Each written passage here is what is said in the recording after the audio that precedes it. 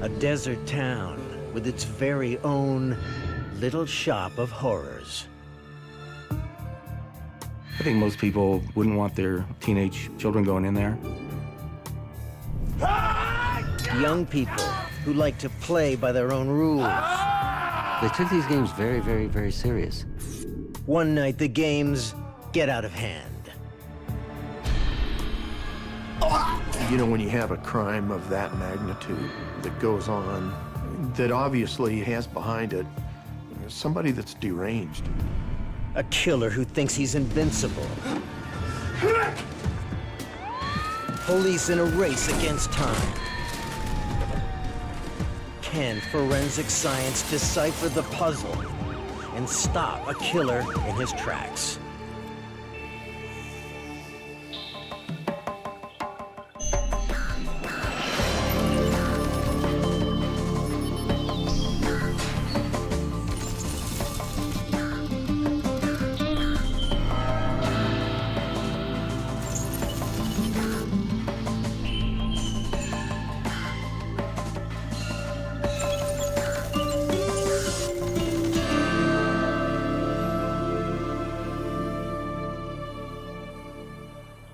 The desert of the American Southwest, a land once famous for Navajo battle and bloodshed, is now a thriving metropolis. Farmington, New Mexico is the region's hub. November 29, 1996. Police receive a call from a downtown store owner. He says the eclectic novelty store, the shop next to his, has just been robbed. At the scene, police discover this is no routine robbery. Two men lie in a pool of blood. Yeah, I've been doing this for over 20 years, and I've seen a lot. But this is up there in the top of the worst. Police identify the first victim as Matthew Trecker. He had just turned 18, I believe. Matthew was actually living at the Eclectic as kind of a live-in security guard at the request of the business owner. Investigators are horrified by the brutality of the crime. He was on his side, somewhat in a fetal position. There was a large amount of blood. A knife had been inserted into the abdomen, and then there was another stab wound directly into the heart. An attempt had been made to actually remove his head. Trecker was nearly decapitated. Police identify the second victim as 25-year-old Joseph Fleming. He had been in the military, came out of the Army. He was working as a security guard at the mall. He had one severe injury to the base of his throat that was sufficient to cause his death. He had a laceration across his throat from pretty much ear to ear. The store is full of possible murder weapons. Some are missing. I noticed a rack hanging on the wall that had a couple of samurai swords in it. There was an empty place for something to be hanging there. It looks like a robbery gone wrong, but the evidence at the scene tells a different story. Desk was overturned on top of papers that had blood spatter on them, so it was done after the fact. It was kind of staged to look like there was a struggle back there when, in fact, I don't believe there was. The examination of Joseph Fleming's body confirms their suspicions. He had no defensive wounds. There wasn't anything where he had warded off the blade of a knife or anything like that. Typically in a knife encounter, there's going to be some injuries, to the hands, arms. He had no blood on his hands, which a natural reaction would be to come up to try to staunch the flow of blood. There are no defensive wounds on Matthew Trecker's body either. Why didn't the victims defend themselves? Did they know their killer and feel they had nothing to fear? One thing is certain. The killer is somebody with an axe to grind. Somebody that really had a lot of hatred directed towards the victims. But who would want Matthew Trecker and Joseph Fleming dead? Police take a closer look at the eclectic store and its clientele. There were masks. There was also some lingerie and smoking devices. I guess you'd call it a head shop for lack of, a more accurate term. It was a hangout for this group of people. Kids 16 to 25 years old, kind of in that age group, tended to be, more of the Gothic types. The Eclectic was an odd little business that featured knives and swords and Dungeons and Dragons and that kind of atmosphere. Many of the young people outside the store knew the victims. The sidewalk and the entrance in front of the business became a tribute to the victims. Anybody that knew them would bring down candles and flowers and teddy bears and stuffed animals and, things from an emotional standpoint. Police know the store's popularity will cause problems for the investigation. Anyone who had anything to do with the Eclectic could have left behind trace evidence. Anytime there's a contact, there's an exchange of microscopic material. Everyone had a legitimate reason for their DNA being there. Word of the killings travels fast. A growing crowd lines the sidewalk outside the store. But when police try to track down the store's owner for questioning, he is missing. 2 murders had occurred in his store, and he didn't come in. That was taken as, maybe an indicator of guilt. With their prime suspect missing in action, police have to wonder, what was really going on behind the closed doors of the Eclectic? Where is the store owner? And what does he have to hide?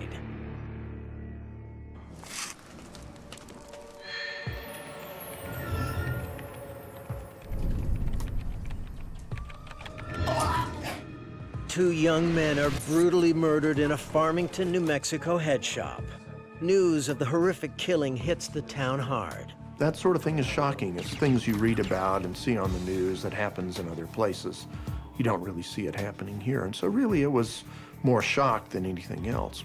So far, police have only one significant lead. The store's owner is missing. Even before the killings, people in the community had their doubts about the owner of the Eclectic. I think part of it was he had a business that wasn't necessarily a popular business. He did have some criminal history from Oklahoma, but nothing violent by any means. Investigators learn he has a highly unusual management style. Just wondering, any chance I could crash here tonight? Yeah, you can. If you don't mind the floor, you can stay. No, you sure? You can help out. I can help. Employees and customers would often turn to the store for refuge when they had problems at home. They seemed pretty enthralled with the owners of the Eclectic. Police discover a new clue that takes them deeper inside the bizarre world of the Eclectic. On the tape, they see the store owner and his young clientele gathered together in the desert. Welcome, brothers and sisters. We are here once more to continue our story. To advance. It was a Gothic crowd where they would be involved in very intense role-playing games. Begin! Yeah, the role-playing games were something where they would go into a character, and in some of the games they could get various powers. They would reenact fights that were taking place in the games. They took these games very, very, very serious. It was Vampires Masquerade. They were actually cutting each other and bleeding, and they were drinking each other's blood. There was also the rumors about the occult, black magic, satanic worship. 9 hours after the murders, the store owner finally makes an appearance. Police want to know what took him so long. He said that he didn't have a vehicle that was running at the time, and so he didn't come in. Why don't you tell me what you know about these murders? I don't know anything. I just found out. The store owner claims he had nothing to do with the murders. You know, I don't know why you're asking me these questions, because it occurs to me you should be asking someone else. He tells police about a recent vampire game that involved murder victim Joseph Fleming. Stop it! Get up! Relax, it's just a game. Apparently, the game ended badly. On the outside. Joseph Fleming said, look, this is getting out of hand, and he basically shut it down, you know, being the game master. But one of the players didn't want to be told what to do, and he threatened Joseph Fleming. The store owner says he is the man police should be talking to. His name's Robert Fry. He used to hang out at the store. Normally, police would discount the store owner's self-serving theory. He's a person that, you know, maybe his credibility is somewhat suspect. You know, he would certainly have had motive to implicate someone else had he been involved. But this time, there might be something to it. Police have their eye on a local group of rebellious young people. They call themselves the Wild Bunch. The Wild Bunch was a group of young teens, maybe into their mid-20s, and they would go around and they would do parties, and you know, they were probably involved in some property crimes and things like that, some vandalism. As far as we know, you know, they may have actually even done, you know, some strong-armed robberies. Robert Fry is a member of the Wild Bunch, but not just any member. He supposedly was called the Enforcer. He was a big guy, and you know, like I say, when he would drink, he would fight. He could be somewhat intimidating. He was just kind of a bully. Police learn that murder victim Matthew Trecker wanted to join the gang. Matthew was, I think, kind of a hanger-on in that Wild Bunch group.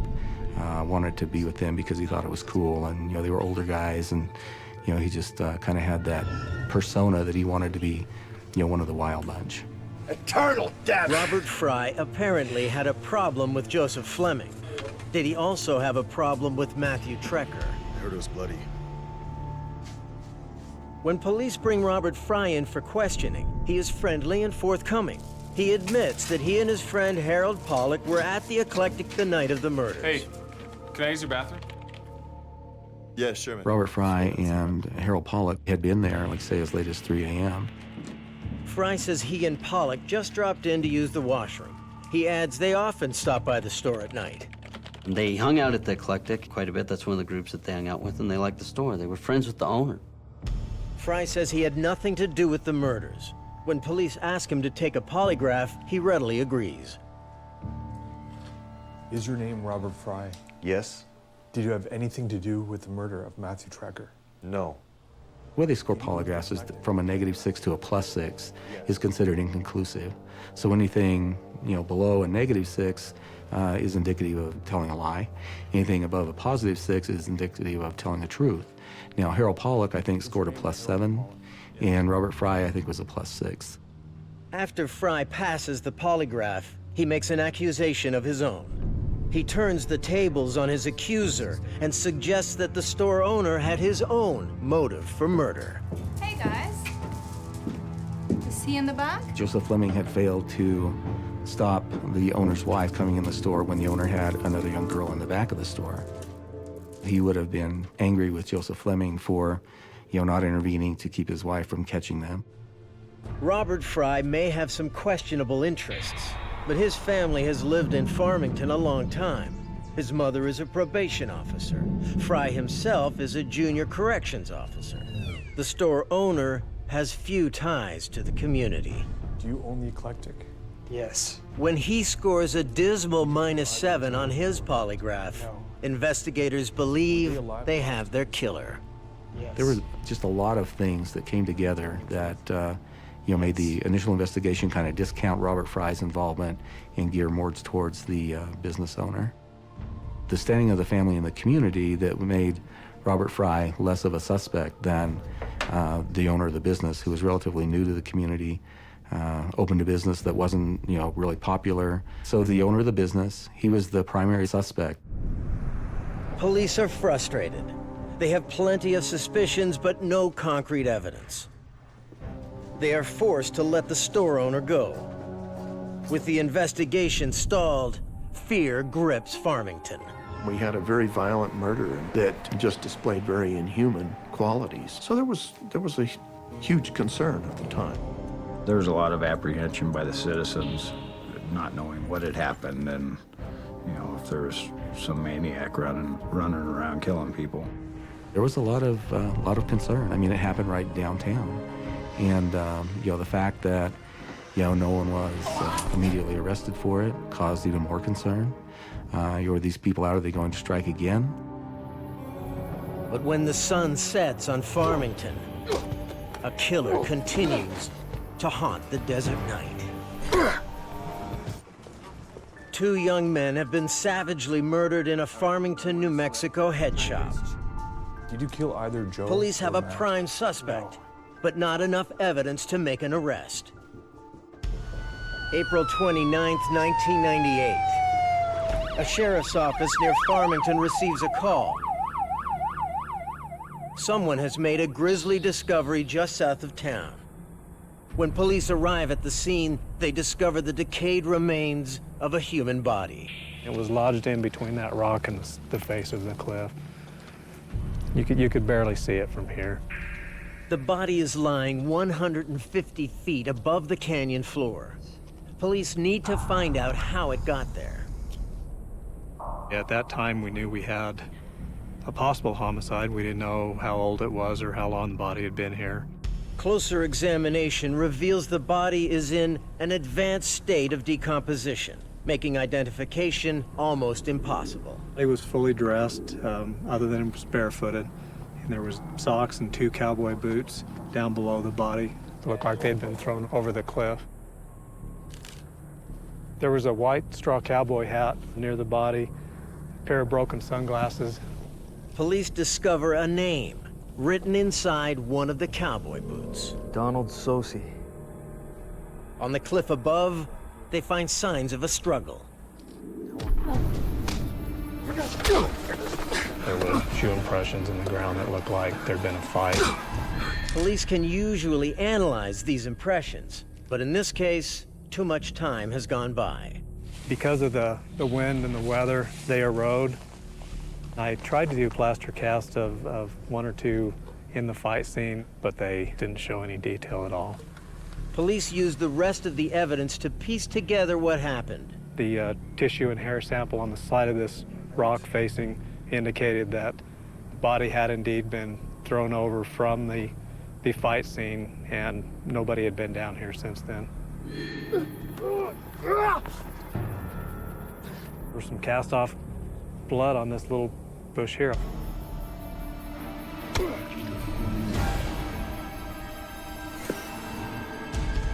There was some broken pieces of a stick that looked like it had been used as a weapon. I believe that's how the sunglass lens got broke, poking him in the eye with his stick. The crime scene evidence reveals little. Police can only hope the victim's body will tell them the rest of the story. Retrieving it is no easy task. The fire department was called in. They put the body on a stretcher and used ropes to pull it up the side of the hill. They wore full hazmat suits, oxygen, just because of the decomposition. Once the body is recovered, it is sent to the pathologist to try and find the cause of death. Because of the decomposition, the autopsy results did not determine the cause of death. They determined that he had numerous broken ribs, that he had some blunt trauma injuries to the head. He had 2 teeth that had been knocked out, and he had some abrasions on his hands that were probably defensive or offensive wounds from the fight. The last time police here saw a murder this brutal was at the Eclectic. But nothing apart from the savagery and the geography connects the crimes. The only way to learn more about the killer is through his victims. But even that is proving difficult. There was 3 or 4 Donald Sosis in our records, and we had fingerprints and photos, but the body was pretty decomposed. It was hard to compare photographs. It takes a month to confirm the dead man's identity. He is a 40-year-old Native American and a professional rodeo rider. They finally were able to roll the fingers for fingerprints, and that's how they did a positive identification, but it took a while. I know you're upset. Donald Sosey's girlfriend tells police she drove him into Farmington the day he disappeared. Police hope that by retracing his final movements, they can track down his killer. Here on the right is where Donald would be dropped off by his girlfriend. They find a bartender who remembers seeing Donald Sosey that night. That's him for sure? Sosey left the turnaround bar with a woman the bartender cannot identify, and the trail goes cold. This case very quickly became a cold case because of the circumstances and the fact that it had happened at least a month prior to our arrival. Farmington police now have 3 unsolved murders on the books. 2 years pass. June 9th, 2000. Police receive a call from a power line worker out in the desert. They are suddenly hot on the trail of their killer. When I arrived at the crime scene, there were blood trails, there were drag marks in the roadway, there was extensive blood pooling in several locations. And then as I progressed along a series of drag marks, I continued to see more and more evidence. A copper bracelet in one location, body tissues, and then eventually a female's body that was on a rock. The victim is a Native American in her 30s. She has been sadistically brutalized. The first thing that struck me was the fact that she was nude. And then I noticed that there was bloodstains across portions of her body, and on her head, and the back of her head had significant trauma. When we rolled the body over, there was an injury to the sternum area that was very obviously a stab wound. The wound is reminiscent of the one that killed Matthew Trecker in the Eclectic novelty store. Outside of the stabbing, police cannot connect the crimes. Does Farmington really have a serial killer on its hands? It's what people here fear the most. See, it's very unsettling. We had no idea that we truly had a serial killer that was killing individuals simply for no reason. The killer remains at large, but one thing is clear. Whoever he is, he's starting to slip up. Why would you leave a sledgehammer sitting basically right on the side of the road up against the embankment? And I think it's a combination. Maybe physically he was taxed, and also I think some degree of overconfidence, but ultimately you could classify it as sloppy. The Farmington murders are becoming more and more violent. As the frenzy increases, so do the killer's mistakes. Police in Farmington, New Mexico are investigating 4 unsolved murders. The savage death of Farmington's latest victim, a young Native American woman, has shocked investigators. Nobody deserves to die like this. This case for me left an indelible impression, one that will be with me till I retire and beyond. Previous crime scenes have yielded little evidence, but this one is different.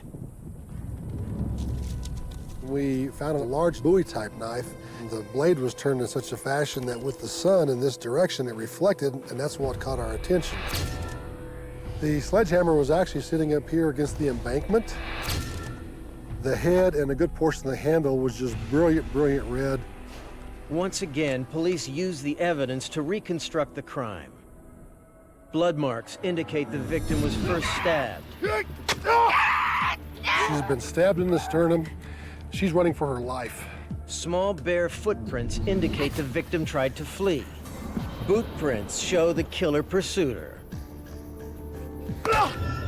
A mass of blood marks the spot where she was killed, and drag marks lead away from it.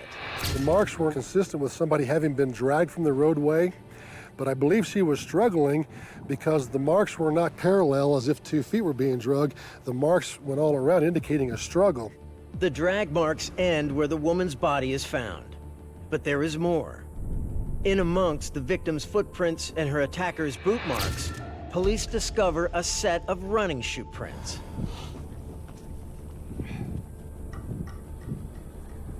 Police conclude there had to be a second attacker. When police send the evidence to the lab for examination, they get their first solid lead they can tie to the killer. The sledgehammer was a piece of evidence that had blood stains on it, blood stain patterns. The blood stains on the hammerhead were also projected up the handle. What I'm implying is there's a possibility those stains that are traveling up the handle could also land on the person's clothing, including shirt, pants, or shoes.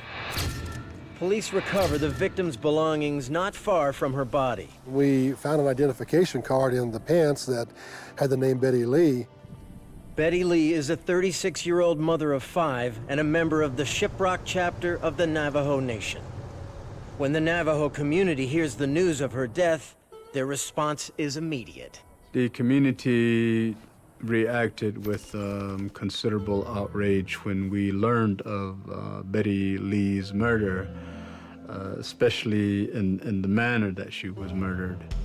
When we learned that it was the Betty Lee from our community, there was outrage amongst the people.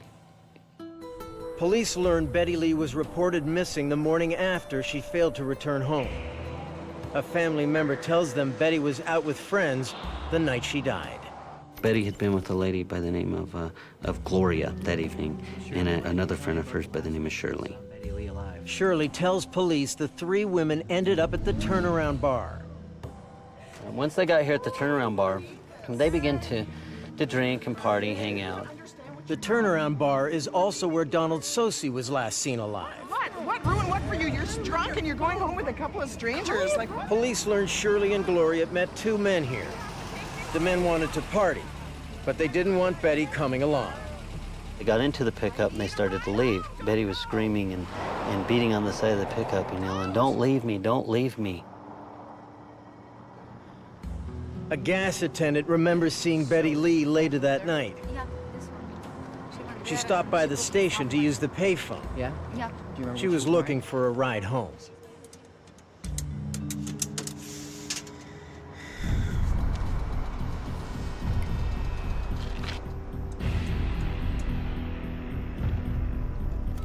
They suspect Betty Lee met up with her 2 attackers near the gas station, and the stranded woman got into their car. You see a woman crying. Want a lift? Police return to the crime scene looking for clues. They start with the tire tracks. There were tire markings. The tire markings were very distinct because there was 3 separate tread patterns. The tread patterns suggest the killer's car has 3 different tires. I started trying to follow those tire tracks to a point about a mile south of where the scene was. We came to an area where the ground was greatly disturbed. Police make a startling discovery. Fresh tire tracks indicate 4 vehicles recently converged on this spot. It was obvious many vehicles had been stuck in the sand. I was just amazed when I saw some of the tracks out there. A number of people had gathered not far from where Betty Lee was murdered and not long afterwards. Police cast their thoughts back to the eclectic. Is it possible Farmington has a pack of bloodthirsty killers in their midst? Right. Now go! A piece of evidence will finally give them their answer.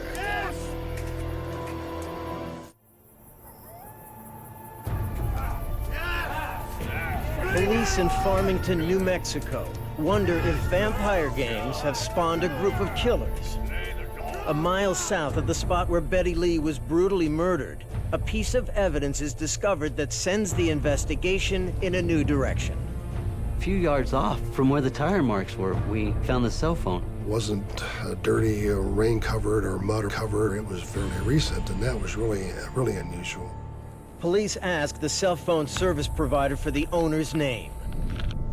The cell phone belonged to a tow truck driver, a guy by the name of Charlie Bergen. Is this your cell phone? Yeah, this is it. Charlie Bergen says the night Betty Lee died, he got a call from another tow truck driver. A guy got his car stuck in the sand wash. His dad came out to get him unstuck, and he'd got his pickup stuck. They called a tow truck to come get him unstuck, and the tow truck got stuck. That tow truck driver then had to call another one who happened to be Charlie Bergen. Hello. Just as Bergen arrived, his wife called. The phone was breaking up, and Charlie sometimes is emotional and basically, out of frustration, turned around and just threw the cell phone. See you later. Bergen says he searched for his phone but couldn't find it.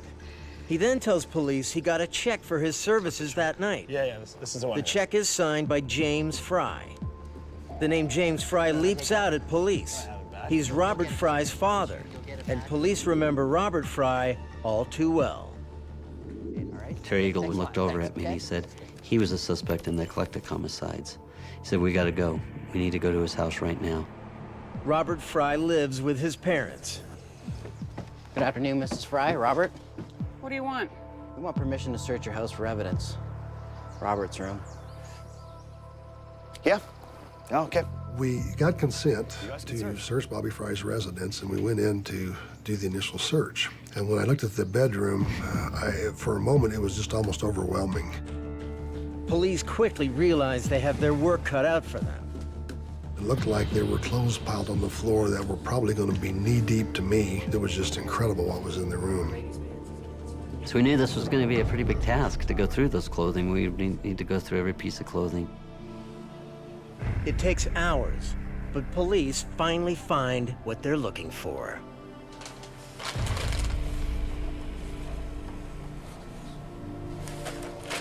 We recovered a black T-shirt with a white skull on it, and on this shirt we could clearly see some bloodstains. Nice job. Fry tells police the blood is his. He claims he hurt himself in a recent vampire game. We also recovered a pair of shoes that when I saw the outsole pattern, I told Detective Truby, I said, this is the pattern that I saw where the vehicle turned around. The pattern and the size of the shoes match the boot marks found at the Betty Lee crime scene. Outside, police discover more incriminating evidence. Here was this small compact car, and when I looked at the tires, immediately the tire tread patterns just jumped out at me. There was a moment there where your heart almost stops for a second. It's like, my gosh, this is the car. Is this your vehicle? Yeah. Why was it stuck at the murder scene? Police ask what he was doing in the desert the night of the murder. Fry says he was off-roading, for fun. Simple. I off-road in that area sometimes with my friends. He says there's someone else who can back up his story. He mentioned that there was somebody else in the car, and he told us it was a gentleman by the name of Leslie Ing. Police sent Fry's boots and T-shirt to the lab for analysis. The boots worn by Robert Fry had projected stains of blood on them. And those stains look like just little round drops that hit the shoes, like so. The blood drops tell analysts only part of what they need to know. Blood transfer tells them the rest. The difference between blood transfers and blood spatter is very simple. If I have blood on my hand and I wipe it on my sleeve, that's a transfer. If I'm bleeding and someone hits me with a baseball bat, when that impact occurs, that's a projected pattern versus transfer patterns. Forensic analysis shows blood was transferred onto Robert Fry's shirt. Two very small areas of projected stains were located on the front of Mr. Fry's shirt. What's remarkable about this pattern that is on the back of the shirt is blood transfer that is different from any other area of the shirt, and it has sand embedded in it. Further analysis reveals the blood and the sand could only have come from one source. The sledgehammer was found with dried blood on it, and embedded in the blood was numerous particles of sand. Analysts conclude the blood and sand on Robert Fry's shirt is from the murder weapon. Police can now link Fry to Betty Lee's murder. They need to find out who else was at the scene. Police go to question Leslie Ing, the witness Fry says can confirm his joyriding story. I extended my hand to him, and I said, hi, my name's Tyler Truby. I work violent crime and homicide with the sheriff's office. And his head dropped, and he exhaled. It was the reaction that I was looking for. If Robert Fry is expecting Leslie Ing to back up his alibi, Robert Fry is in for a big surprise. 4 murders have gone unsolved in the Farmington area in less than 4 years. Police can now connect Robert Fry to Betty Lee's murder. Robert Fry denies he was involved. He tells police he and Leslie Ng were out joyriding in the desert the night Betty Lee died. Fry expects Ng to corroborate his story. Police need to know whether Ng was at the scene of Betty Lee's murder. They send Ng's running shoes to the lab. They then take him into the station house for further questioning. Ng falls apart. Leslie told me that it had been eating on him inside. Ng says he and Fry found Betty Lee at the payphone.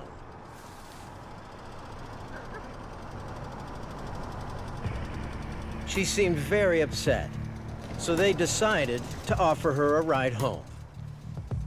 Hate to see a woman cry. Can I give you a lift? Yeah. Okay. But Fry and Ng didn't take Betty home. They took her out to an isolated spot in the desert.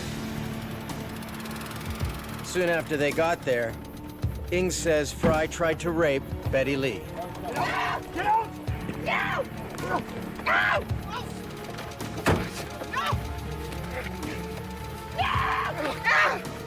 When she fought back, Fry stabbed her. She was able to run away and somehow pull out the knife. Fry got a sledgehammer out of his trunk, chased after Betty Lee, and bludgeoned her to death.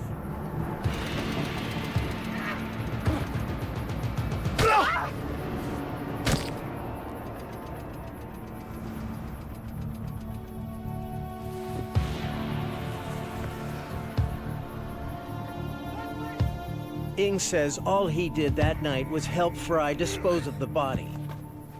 Word comes back from the lab that it was Ng's running shoe prints police found all over the crime scene. Is he lying about his involvement in the crime, or is he telling the truth? Forensic analysts take a second look at the physical evidence. Mr. Ng only had bloody transfer patterns on his shoes mixed with sand. The patterns of blood on Mr. Fry was all projected stains. The evidence indicates Ng is telling the truth. DNA results further back up Ng's story. They confirm it is Betty Lee's blood on Fry's shirt and shoes. The person that did yield the blows with the sledgehammer was Mr. Fry. Police ask Ng about Donald Sosi. He admits they also took Sosi out to the desert. They planned to beat and rob him, but they got a surprise. They didn't know about Donald Sosi. Donald Sosi was a bull rider. He was very stout. Leslie Ng said that they actually got into a fight, and Donald Sosi was getting the better of Fry. Leslie! Get the shovel! He said then he became involved and helped Fry out.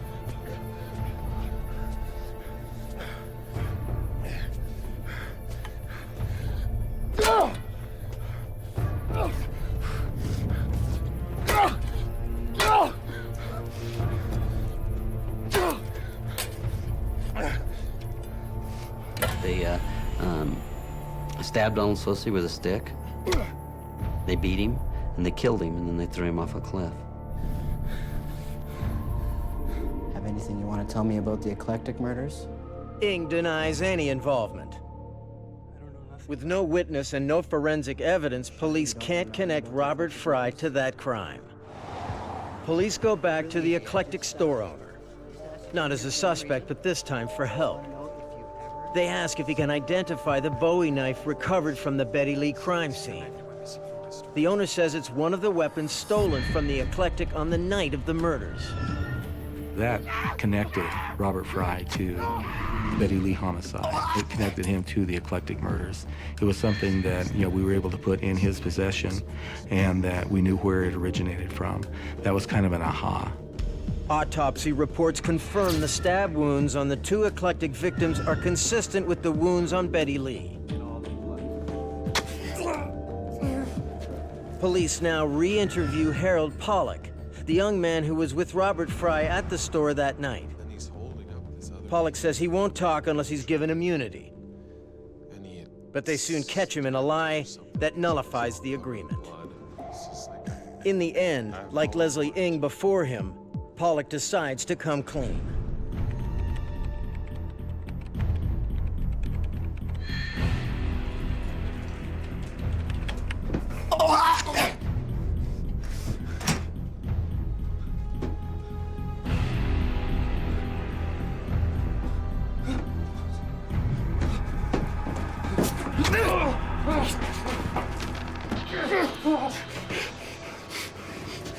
Pollock admits he was with Fry at the crime scene. You're either with me or you're against me. But did he help carry out the murders?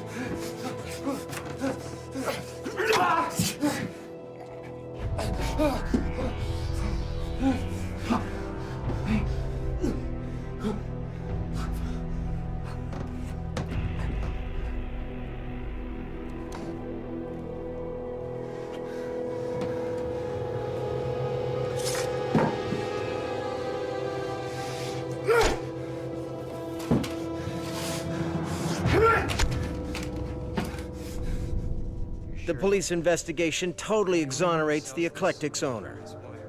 He acts as a witness for the prosecution at the trial. He later leaves Farmington and never reopens his shop. Harold Pollock is found guilty of 2 counts of being an accessory to the murders of Matthew Trecker and Joseph Fleming. He's given 30 years. Leslie Ng is found guilty of murdering Betty Lee and Donald Sosi. He is given 2 life sentences. Robert Fry is found guilty of murdering Matthew Trecker, Joseph Fleming, Donald Sosi, and Betty Lee. Bobby Fry is a classic serial killer. Robert Fry killed. He had a cooling off period, and he killed again. That's the definition of a serial killer. Fry murdered in a frenzy that was so intense, he was barely able to cover his tracks afterwards. Ultimately, it was Fry's need for an assistant that led to his undoing. He always had a weaker personality person with him when he committed these murders. I think he wanted someone there that could see that he's a really bad guy. It's reinforcing this persona that he's built in his own mind of this stone-cold killer. But he wanted someone there that he knew that he could control and threaten and intimidate, that he would, if you go to the cops, you'll be dead too. What causes a man to be so bloodthirsty, so consumed by hatred and the need to kill? Police here will never know. I was trying to get a good, clear picture of what he is, but understanding why and how somebody can not only kill, but do it with such violence and such overkill, such a... and then feel excited and jubilant? No, I don't understand that.